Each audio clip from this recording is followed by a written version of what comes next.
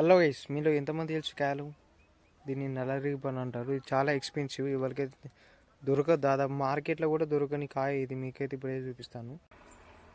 ఇప్పుడు మీరు చూస్తున్నారుగా, ఇదే నల్లరేగికాయ అంటారు.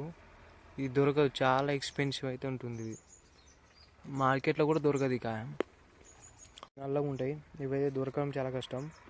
ఏ బజార్కి వెళ్ళి ఆన్లైన్లో చేసినా ఇవైతే దొరకవు.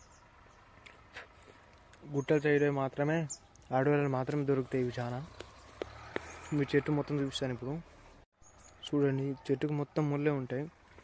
తీసుకోవాలంటే చాలా కష్టం.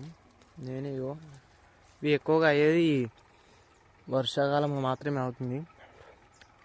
ఎండాకాలంలో, చలికాలం ఇవి మాత్రం దొరకవు. ఇంకో 1 మంత్ అయితే మొత్తం అయిపోతాయి ఇవి.